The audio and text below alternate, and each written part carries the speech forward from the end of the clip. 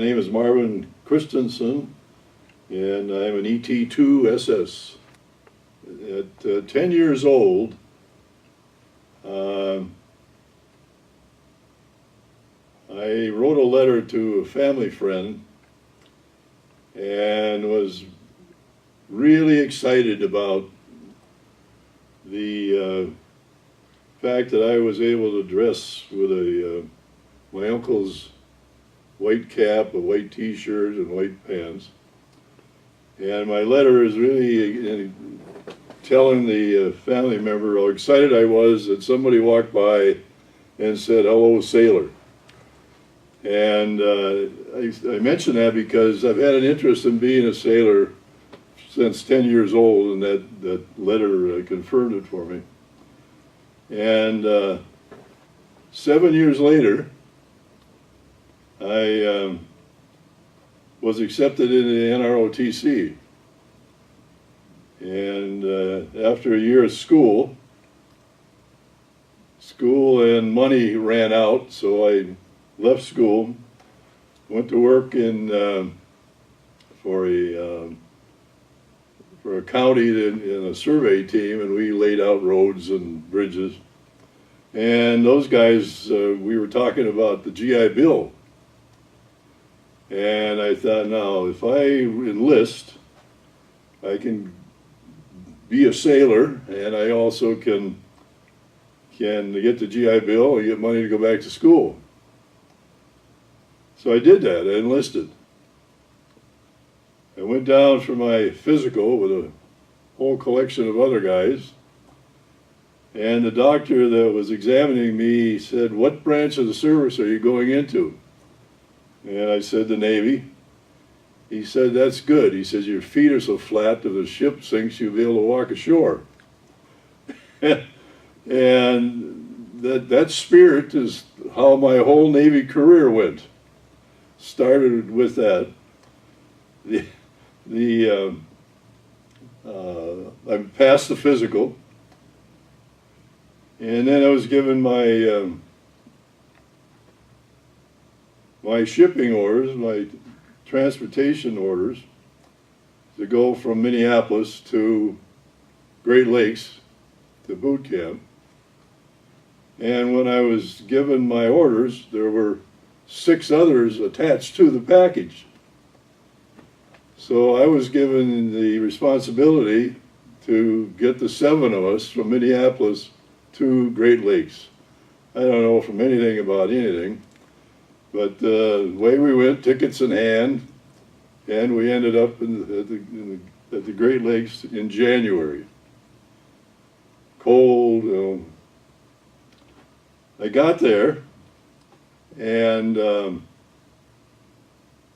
few days after we were there, I'm appointed the RCPO, the Recruit Chief Petty Officer, and I'm now responsible for 55 guys.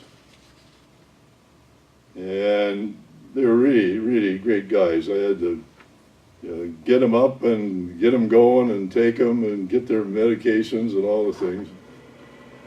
And everything really went well the whole time, except there were three events that stand out.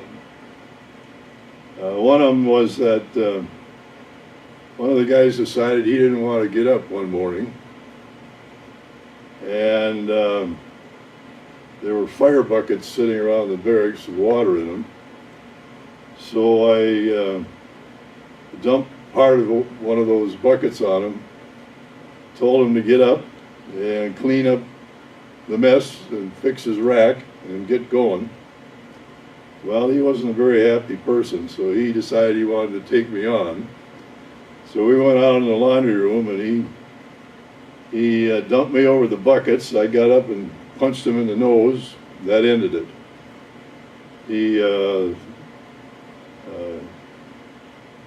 I thought, he's really going to be upset with me, but turned out fine. And then we got shots, I think for the flu or something. Anyway, it hit me hard, and I reacted to that to where I had to go off and curl up by a heater, to stay warm. And I had to do that without the 55 guys seeing me, because there's no way the boss, could really be knocked down like that. Well, I overcame that okay. And so we went through the boot camp, and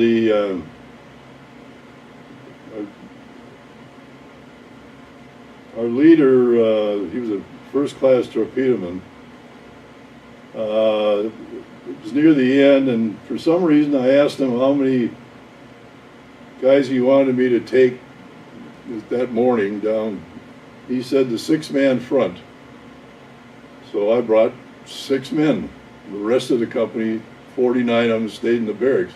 Well, we'd never miscommunicated like that before, but at that time I brought those 6, and he just sort of laughed, and I never got into trouble for it, but I remember that completely, him asking me to bring 6 men, and that's all I brought. At least that's how I interpreted it. And his terminology meant the 6 guys in front and all the rest of the company behind him.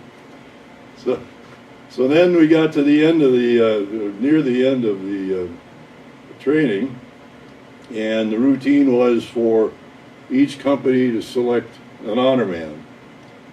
And so the process went forward, and my people chose me. And so I ended up with a bracelet with a chain and my name put on it, an honor man of Company 3, and I got a certificate, and I thought I couldn't believe it. I was shocked. I thought for sure those guys thought I was something from outer space. Well, then I was asked to go to an interview, and when I got there were 3 officers sitting at a table, and they're asking me all kinds of questions. And one question they asked was, what do you think about, or how do you feel about our inspecting your pockets for cigarette